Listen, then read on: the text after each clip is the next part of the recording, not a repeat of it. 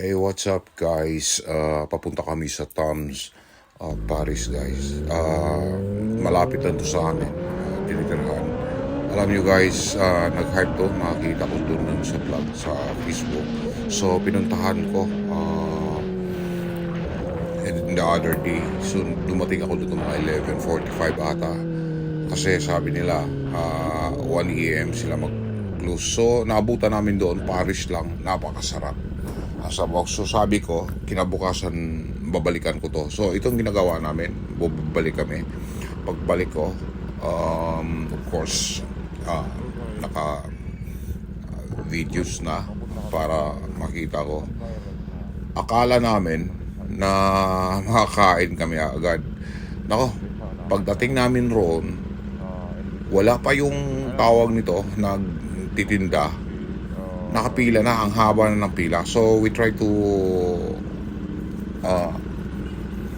makipila din, pero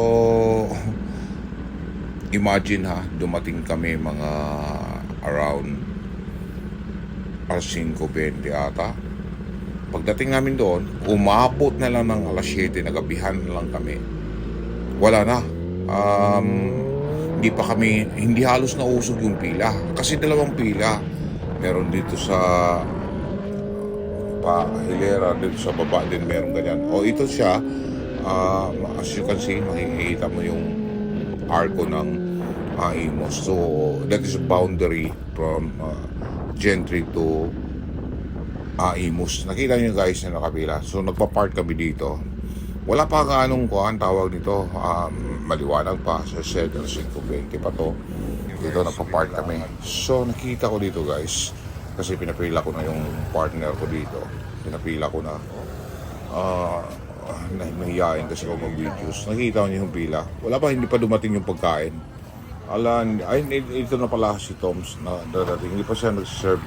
So these videos mga 5:15 ata. 5:30. So ito, gabi na. Mga 6:30 na to. May mga barbecuean, Paris. Ayun yung pila. Ang dami talaga. Pero yan, may pila dito. At saka may pila dito sa kabila. Iyan lang si Tom's Paris ng buwan. Ang sabaw, ang lupit, ang sarap talaga. Natikman ko kasi kaya pinalikan ko. Dito kami. So iniikot na namin, tinitingnan na nitong ulam, pero hindi ka nahiya naman po, parang ipasok pa yung camera ko doon sa server. So, ang nila, balbacoa, Pares, may mga lamang loob, tuwalya, whatsoever. At saka, hindi siya healthy food. May bulalo din sila. Ito, ang sarap ng sabaw kamo. Dito guys, nag-decision na kaming uwi tayo. Hindi na natin kukuhan. Wala na. Ito mga 7:50 na. Hindi pa nausog yung pila, kaya nag-decide akong umuwi. Iniisip ko rin yung mga ganyang mga pagkain. Hindi naman siya healthy food, no? Lamang loob. Medyo may edad na tayo. So marami ka bang gas? May rason yun siguro. Ilan? Hindi ko pakainin doon. So decide kaming umuwi. Umiikot kami ng Caltex para makita niyo yung location. It's a long open canal, and then unahan ng LTO Imos. So dito guys, pulis dumadaan pa. Pulis di pala nagdahan. So ito, nagdahan-dahan na ako dito. Si partner wala na, marurot na. Yung pila pa rin, hindi na upo tumawa, pero plano ko balikan nung 11:00. Ayun, baka bukas na. Kasi this day, Friday, bukas may rides kami. This anniversary ng Caritas. Ito, pauwi na kami. Wala, umuwing luha na. Talo kami.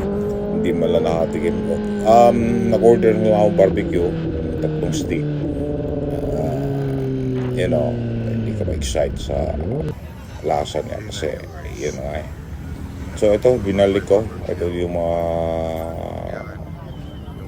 kaganapan doon. Pero yung pila na yan, hindi na usog. Tapos yung pila na yan, may pila din sa kabila. paano Sana kaya na ito? pero Hindi tayo dito ho, tawag dito, makakain ganito. So, I decided to go home na lang kaysa mag-antay pa kami sa wala.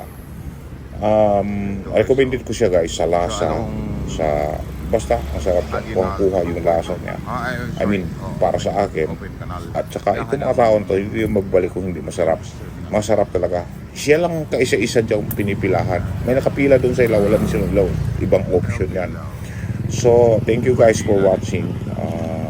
Once again, ang pangalan pa rin is Tom Paris along Open Canal. Thank you for watching guys. Goodbye.